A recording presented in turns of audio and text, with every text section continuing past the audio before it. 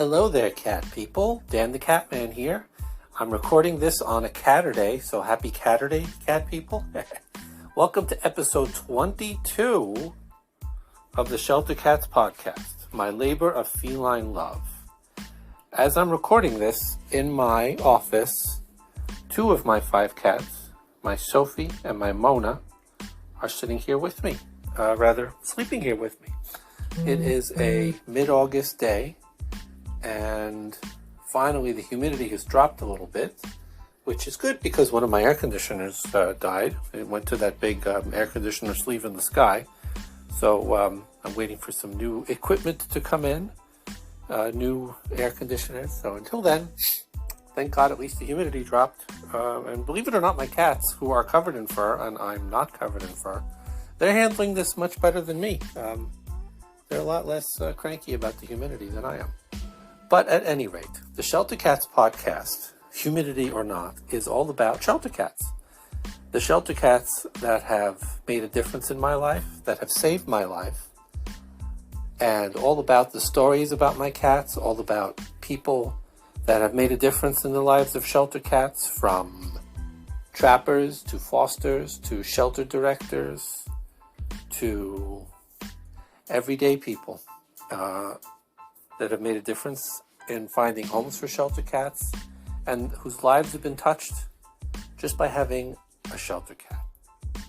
And hopefully all that will inspire you to adopt a shelter cat of your own. Adopt, don't shop. As I always say, right now, as I'm speaking to you in my, whatever my accent is, Brooklyn, Long Island, formerly Jewish accent, there is an amazing shelter cat waiting to come home with you. So go to your local shelter, seek out a local rescue group, seek out a local foster, or ask your friends that have cats, because likely they adopted from a shelter too. And go adopt today. Because I can tell you there is no love on this earth better than unconditional feline love.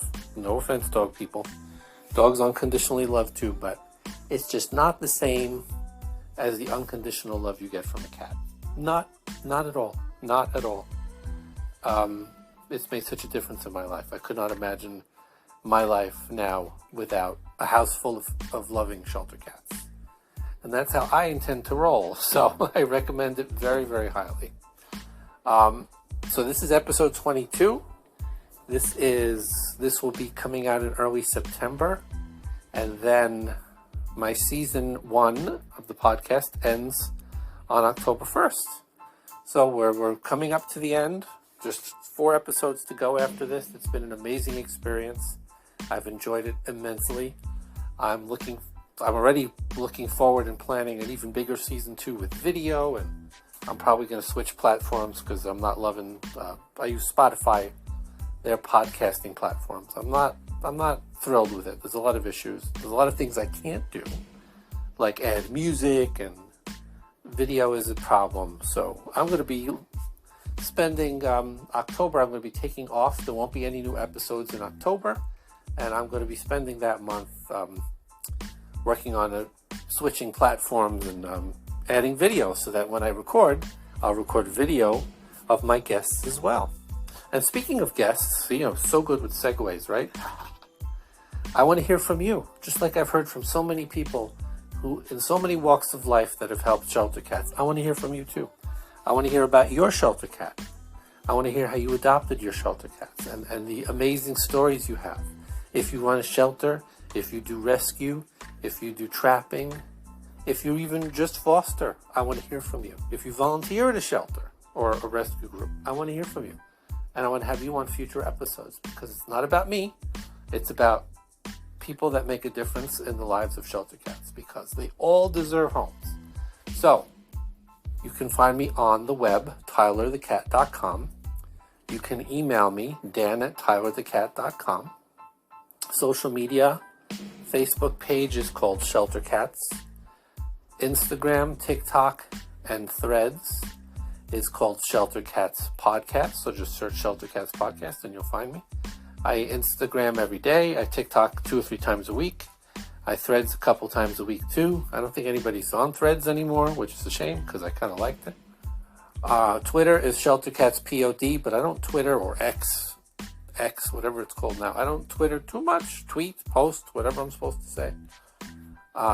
There's a YouTube channel where I have video of the audio of the podcast. And next season I'll have actual video instead of you just looking at a still image. But, if you have YouTube on your TV or on your tablet, you can have the podcast on YouTube. So YouTube, the channel is called Shelter Cats. And you can support the podcast on Spotify. Look for the dollar symbol. And Patreon, just search Shelter Cats, or I could send you the link. The Patreon, the various levels on Patreon, you'll get access to my WhatsApp group, my Discord server, and access to get to me personally. And I'm going to be adding Zoom chats on a weekly basis coming up in season 2. So definitely hop on the Patreon thing, because all that helps me make a better podcast, interview more people, and help more shelter cats find homes. Which leads me to today's guest, my wonderful friend Alicia Berwind. I'm sorry if I'm saying her name wrong. She is, I've met her through social media, through the various cat groups that I'm on Long Island. She has led me to some amazing guests that are coming up on 2 or 3 of my future episodes. And even I've lined up a few for the season 2. She knows so many rescue people in New York, on Long Island, that it just blows my mind. As soon as she heard that I was starting a podcast, you need to talk to this person and that person and that person. And not only does she give me names, she's done legwork. She's reached out for me. She's like an unofficial producer on the show. It's just wonderful. And she's done a lot of animal rescue and animal fostering throughout her life. So she's had a very big part in helping shelter cats, homeless cats, stray cats, feral cats. She's helped so many cats, from trapping to fostering to just spreading the word. So I knew I had to have her on because she's just an amazing friend with amazing advice, and I just couldn't not have her on the show. You know what I mean? So without further ado and without further rambling, here is my conversation with Alicia. And her episode is called Adopt, Don't Shop. Very fitting. Enjoy. Hello. Alicia. Hi. Hi, welcome to the show. Thank you so much for having me. Just so everyone knows, we're using a cup on a string. We are. Can you hear me okay? I hear you fine. No problem. Welcome. I'm glad we finally figured it out. Yes. Okay, awesome. So I had to have you on the show. You've had a lifetime with cats. I don't know if I've had a lifetime with cats. I got my first cat when I was about 30 years old. Okay, so most of your life with cats. A lot of my life with cats, yeah. What led you, may I ask, why at 30? You know what? I had just moved into a new apartment. So it was the first apartment I could have a pet. And I knew I couldn't get a dog because, of my work schedule, and cats are pretty easy. So I went to the local shelter and I picked out an initial cat, and they said they didn't hold cats. So I went back 2 weeks later. The cat was still there, and they told me he was being held for somebody. And it was such a sad story. He had been shot with pellets, and that's the reason why I had wanted him. But I ended up getting Loretta, who was just such a special kitty, a little tuxedo. Loretta. My first cat was a tuxedo, so I like you already. Yeah.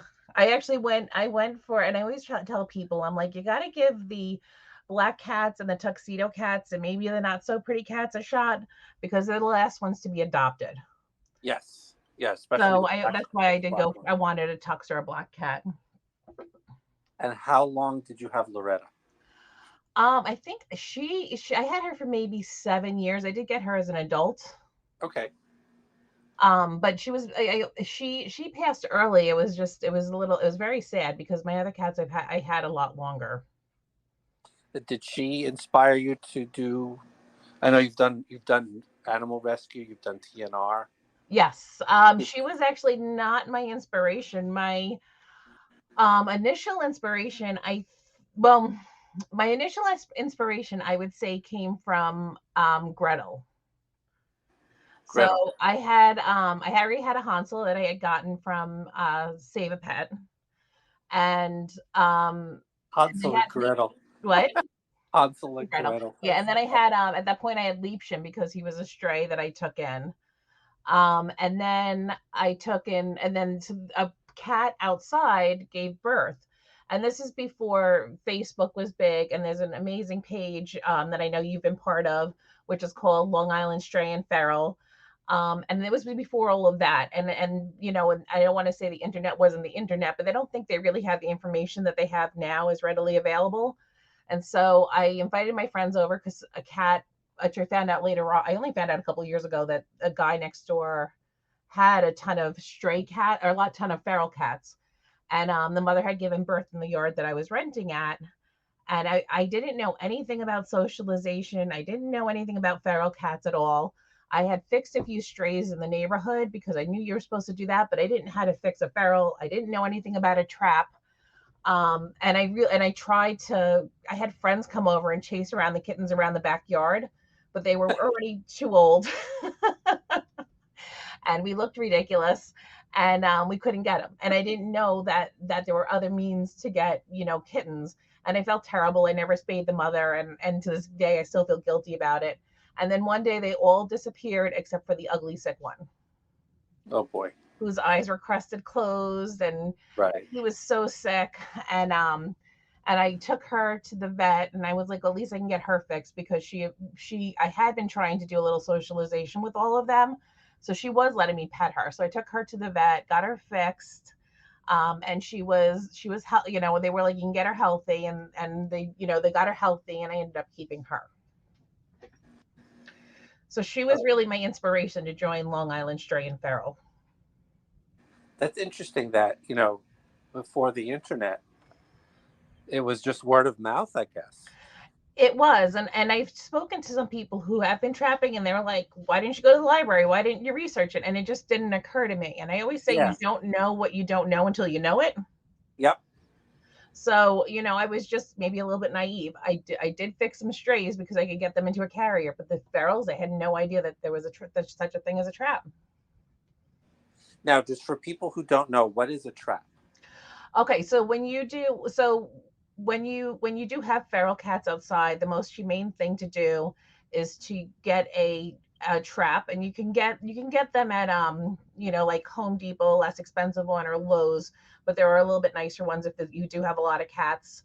And the trap, basically there's a plate on it, and the cat walks in, and the cat step on the plate to get the food in the back, and the back door closes, and then you just pick up the cat and you take it to go get spayed or neutered.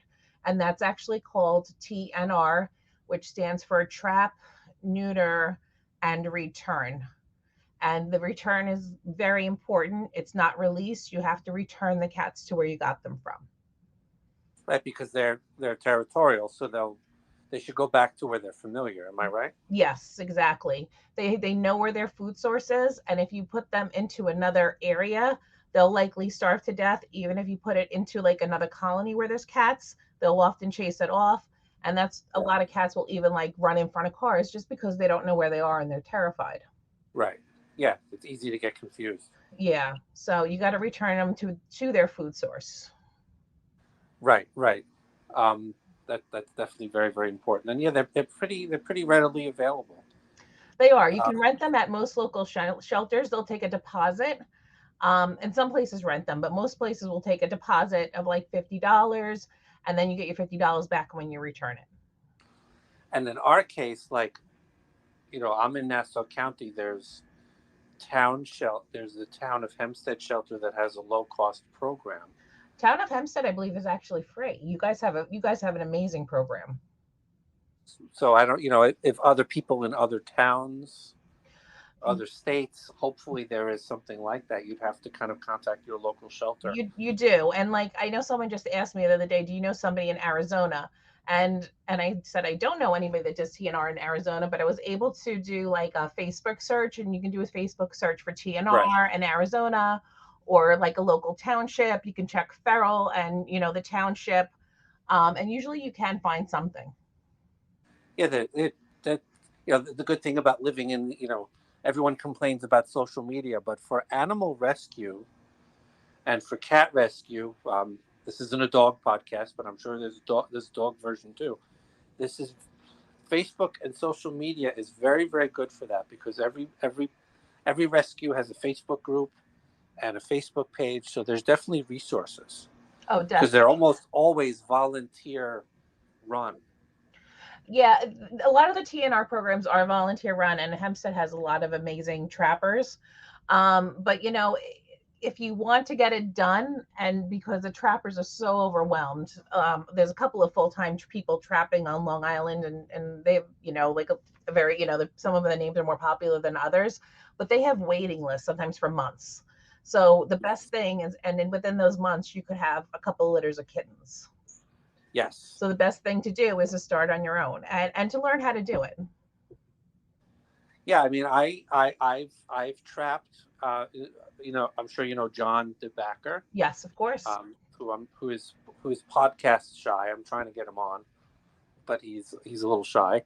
He taught me how to trap within 30 seconds, and I trapped one that was sick in my colony a couple of years ago, and it was just his trap involved pulling a string about 6 feet away down the driveway.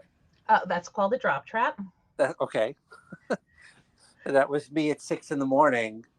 Come on, go in there. Go eat the food. Go eat the food. Yes. And I pulled the string and I got him. And you got them, and then you just have to know how to get them out of the trap. So I always use that the drop trap as an example of oh goodness, Wile E. Coyote and the uh, what's the cartoon, the Roadrunner. Roadrunner. And they used to have a drop trap in that, where he'd hold the string and have the box over him, and it's the exact same concept. That's an awesome example. Yeah.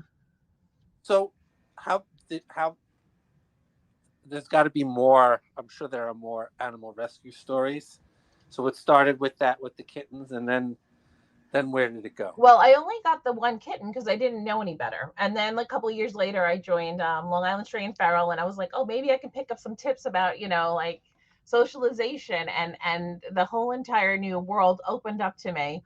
And I said I would never be a colony feeder, and I would never do TNR. And mostly because I live in a condo, I was like, I don't think I could do that. And then um, this is a little bit of a story, but I came home from work on a Friday night, and I sat down on my couch, and there was a post about a cat at Chili's, a kitten. She said it was a kitten, and she said it's chasing us in the parking lot and it's screaming. It must be hungry. Can somebody please bring a trap? And I knew nobody in TNR at that point. So I just went about my Friday night, which was going to get a massage.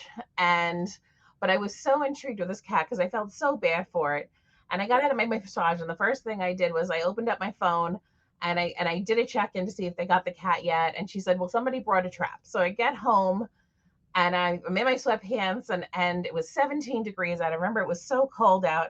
And she said something like, hey, I have the trap, but I need somebody to bring hot cat food.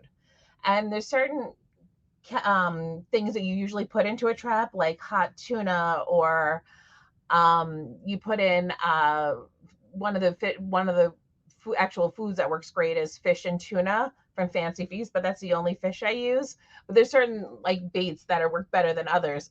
And so I didn't know any better, and I threw a can of chicken pate, which would rarely ever trap a cat, and I threw it into the microwave, and I brought it up to Chili's. Now it has to be warm in order to It was smell more, I guess. 17 degrees out, so you want it to smell. It makes it smell more. Got it.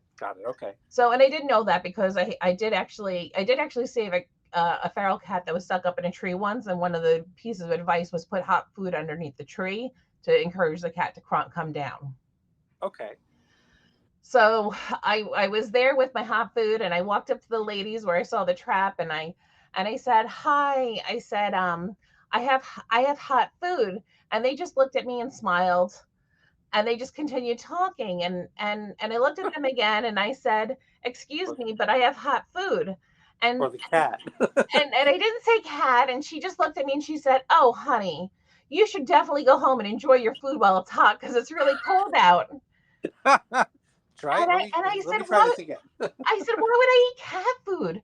And she said, "Why are you carrying cat food?" I said, "I'm sorry, I thought you were the cat ladies." And she said, "We are." And she said, "How did you hear about this?" And I said, "You posted it on a page with 10,000 people. You didn't think someone was going to show up?"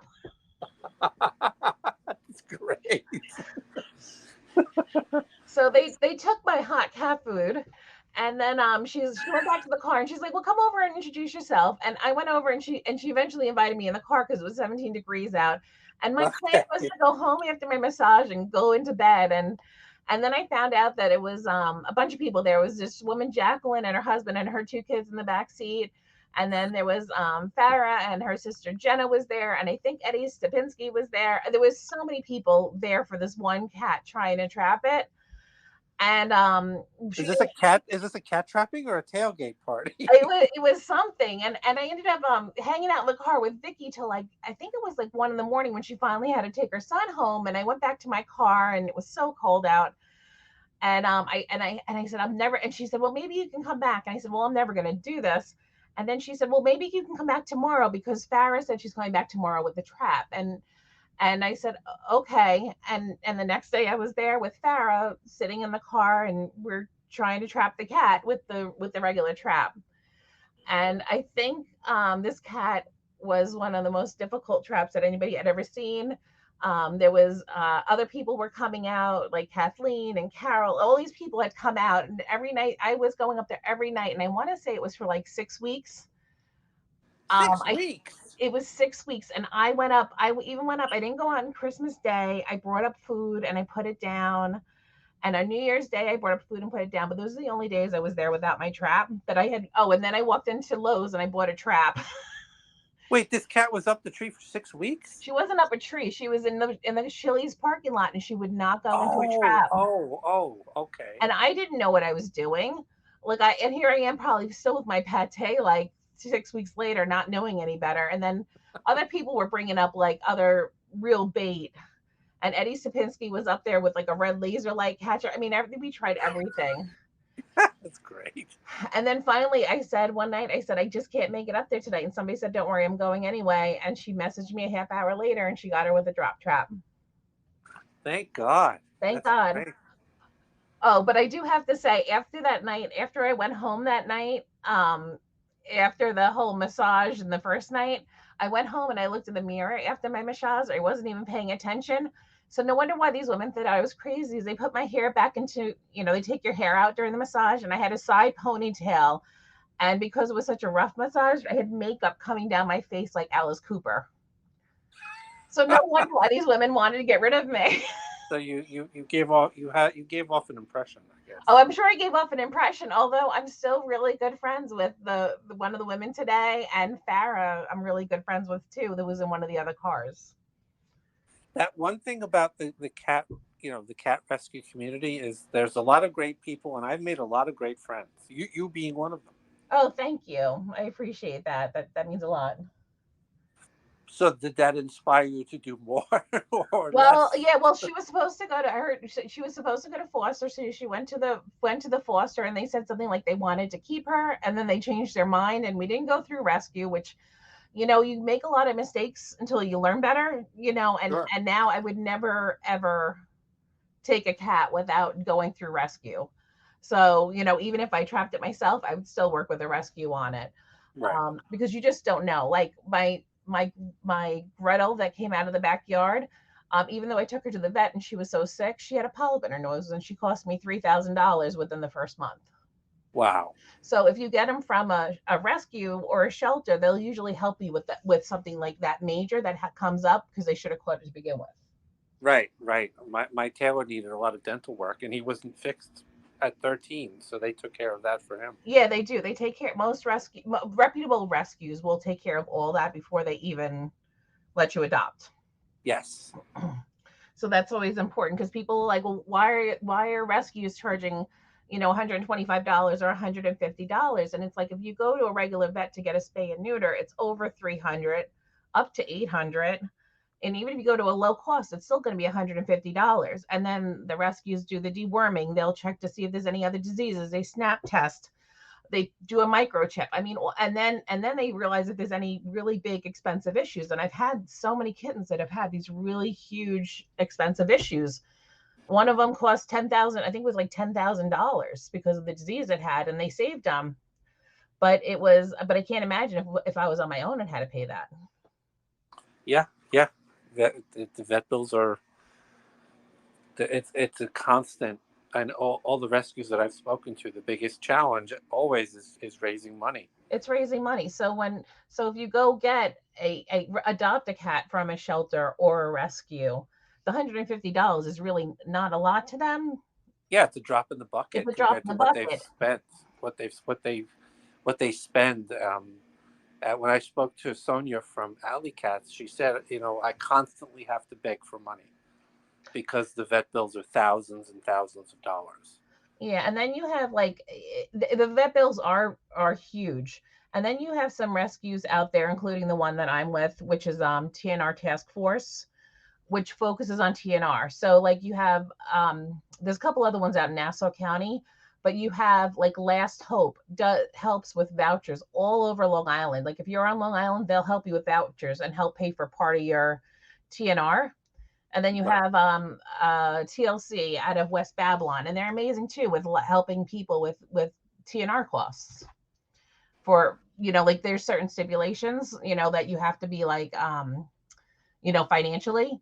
You can't be living in $1 million house and getting help, but you can, if you do need the help, they will help you. Yep. No, because it's all there. You know, there's everybody's got to try to do at least something to control this, to do something about this population. I'm starting to sound like Bob Barker here, You know what? I do the Bob Barker all the time.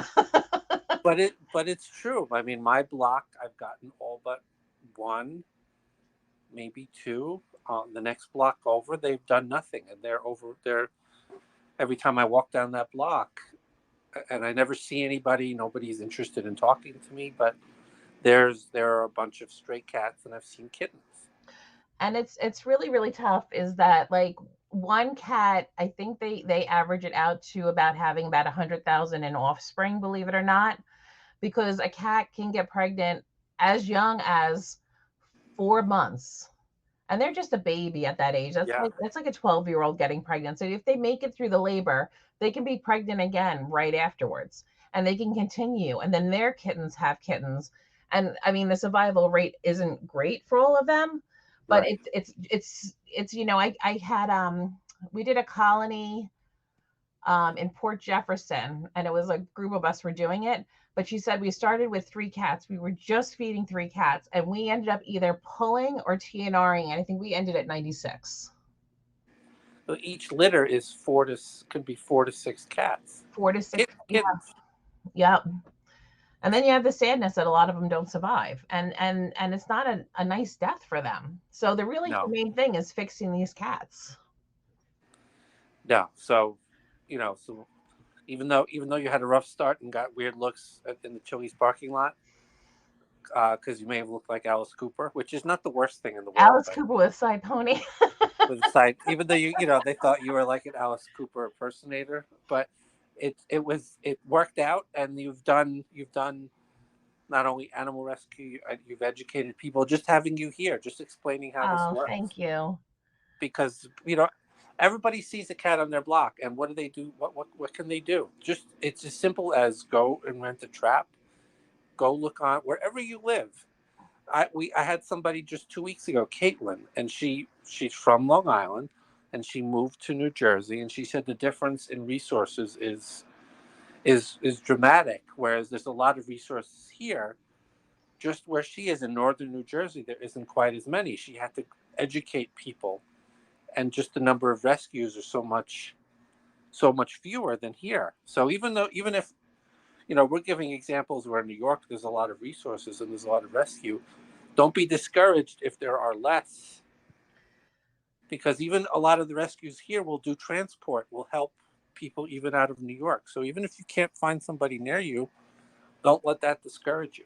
No, you can't let that discourage you at all. I mean, and there are other programs, and there's I think it's called, and I don't want to give the wrong name, but I want to say Shelter Link will also, I think that that's a national program, and I think that they'll give you like a little bit of help with like low cost spay and neuter. I'm not sure how many.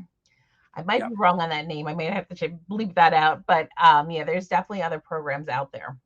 Yeah. So National and definitely. nationally, and you just have to do the search. It's just an easy Google search, like low cost spay and neuter or free spay and neuter, and usually name your county or your state, and you can find something. Now, have you done, because your episode is called Adopt Don't Shop Yes. with Alicia, which makes me feel like this is a QVC segment or something. But I now Adopt Don't Shop with Alicia. Hi, Alicia. So, um, have you fostered? Yes. Well, actually, you know why I chose Adopt Don't Shop is initially, before I was doing cat trapping, I was working with Puppy Mill Free Long Island, which is against breed, Right. irresponsible breeders, Right. and that goes for cats too. So that's really, and we would protest a lot of the not well every store on Long Island is that is selling puppies from puppy mills or across the United States, and they usually say 99.9%, but they're all getting from these horrible, awful mills. So that's why I've always said like adopt your animals. So that's really where I started that. But yes, I've fostered. I've had so many cats come through my house. I can't even count. So you're a six. I am the world's worst foster. I failed each and every time. I've kept them all. How how did you succeed where I failed? I mean, like I think you have to keep in mind that, well, I can't keep every single cat. I mean, like I know that, like I do have limits, especially in where I live. But and and trust me, like I still cry often over when I'm giving up a lot of the kittens. But you got to remember, like you're saving these cats, and if you can save another, three, four more the next time around, and then the next time around, and the next time around, and my favorite cats, after they're adopted, are the people who give me updates on them. So I mean, like I had two single one-eyed cats called Sammy and Davis, and they were so cute. And that woman, every now and then, like I got a couple updates from her. And like Tender Loving Cats has a foster page that people can post like the cats. And um I had um I had another one that I'm friends with. I made friends with one of the owners out of Huntington, Frida, who was a little Scottish fold. And you got to remember too, and that's the other thing too, is if you want purebreds, a lot of purebreds will come up. They may not be kittens, but purebreds will come up. So I had two beautiful at one point Scottish folds that were purebreds. I had even gotten the papers from the person who was Wow. giving them up. So like that little Frida, I keep in touch with her owner. And then also, can I give a shout out to the local Long Islanders, that if you Please. are looking to adopt a cat or kitten, the page that I admin is Cat and Kitten Adoption Long Island. Yes. Good page. So, and we always, there's new posts every single day of cats and kittens. Yeah. Just all of mine have been adoptions. Shelter adoptions. Three have been fosters through rescues. Um, I cannot recommend it more highly. And if you can foster, please foster. I've said this on almost every episode of the show. If you can, if you have the space, if you have the ability that I don't to let them go when you know they're going to a good home, definitely foster. I think everybody can really foster because I mean, and trust me, like I still cry. But I mean, it's knowing that they're going to go into an amazing home and that they didn't, that they don't have to endure the elements outside and continue to have, kitten after kitten after kitten.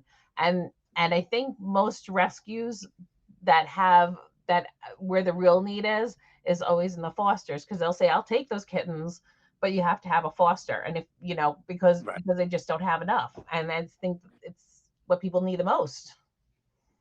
Are you still fostering?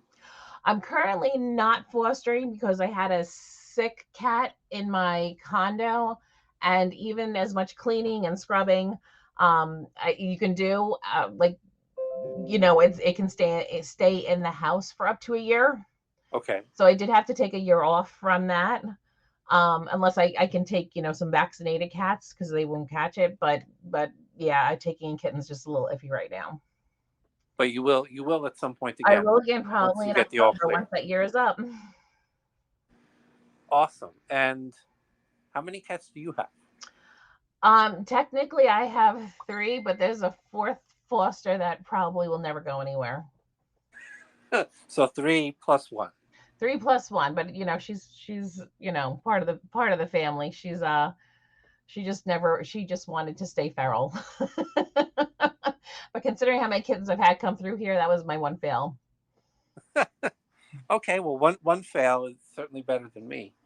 Um, I just suck at it. They all got along so well, and they're all cuddling on the bed. It's like, how the hell can? All right, fine, I'm keeping them. I can't. I know. It's hard. It's hard. You know, if they just kind of like tolerated each other and they got used to being in a home, I'd probably be better at sending them off to their forever home. But within 2 weeks, even Taylor, the old man, they're all cuddling on the bed. They're like cleaning each other. It's not like Oh, it wasn't. They're just like, all right, you're cool, whatever. It's like they've always lived together and they're cuddling, the three of them.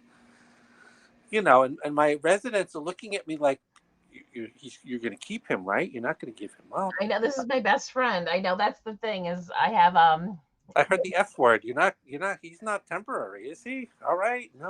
Okay. my my little feral, the cat that would not unferal, and I was actually her second foster, and she just did not want to unferal. She's her name is Squirrel. Squirrel. Okay. You are officially the best cat namer I've ever had on the show. Oh, I well, you know what happened with her is her siblings were fine, and she just did not. She wanted to be feral, and Last Hope, which is an amazing rescue, she scaled the walls of Last Hope, and she's solid gray. And I remember Doreen from Last Hope walked out, and she handed her back to me, and she said, "We have never had a cat do that before."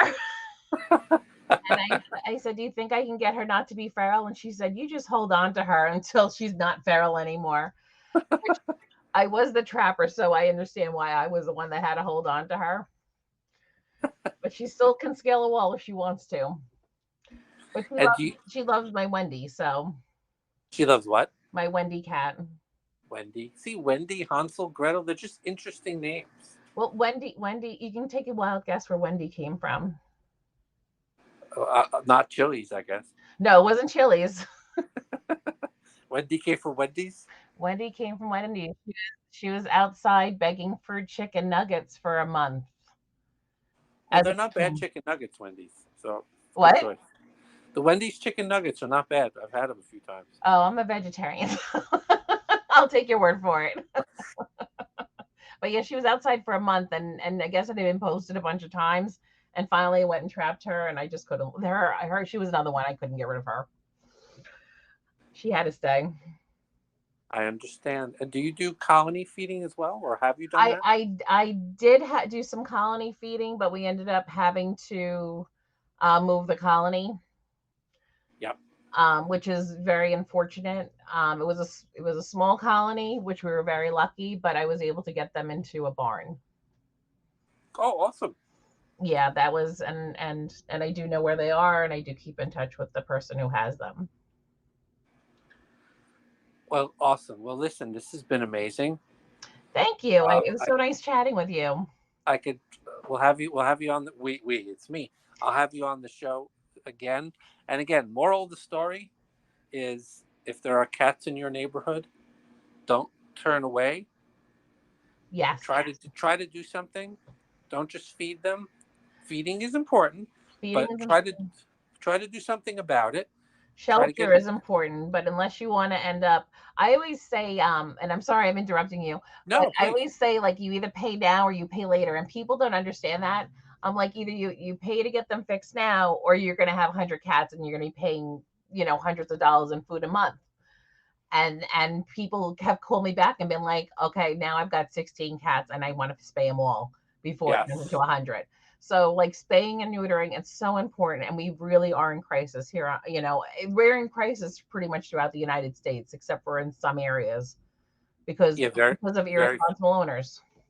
very few areas, and there are just unfortunate owners, unfortunate people that just they'll dump the cats. They'll just not want to make the effort. So try to make Yeah. the effort. Try to do something. There are resources out there. It's very easy to it's very easy to figure out, and there's always resources no matter where you go or a short trip away. And if you can foster, please do. And if you're looking, I always start every show: adopt, don't shop. Just go adopt right now. Yep. There's a tailor in your town waiting for you to take him home, And or her. you don't need to get a kitten. Like kittens are a little bit more work. Get an adult cat. Like there's adults that are heartbroken sitting because they know what it's like to have a home, and be whatever age, what age should your kids throw you out of the house? Like it's not nice as a human. Like you wouldn't want to be thrown out of your house at age 60. So try to take in an older cat. It's a he's 13. Our time will be short, but it's so rewarding because he's all my foster fails. Well, two are he my Vance, my orange one was a colony cat, and they're so appreciative They of are. being here. And even a year and a half later, every time I feed him, he rubs me and thanks me like he has to thank me. And I keep telling him, you're going to get fed every time. You don't have to worry about it. But he's still like, oh, thank you so much. You have no idea. This is so good. Thank you, thank you, thank you. They're so appreciative. A shelter, even just not a colony cat, a shelter cat or a rescue cat. They're so appreciative. And you know what else too is like if you get a kitten, you don't really know the kitten's personality because they're all kind of like they might have like a little bit of difference. But if you get an adult cat, it's like you didn't find your true love when you were 5 years old. When you meet somebody when you're older, like Or you know their 45 in my case. personality. Like you can go Yeah, into a shelter and like Huntington is a great example of a shelter where the cats are like free roaming and you can go in, and that's where I got my first cat was at the Huntington shelter. When I went in and I held them and I sat there for hours, like who meshes with my personality? And I knew I wanted an adult, but I did. I found like the perfect cat that I thought we would get along great, and we did. absolutely. So adopt, don't shop, and just keep doing what you're doing. Thank you Thank so much you. for everything you've done Thank you on for behalf having me of. on your show.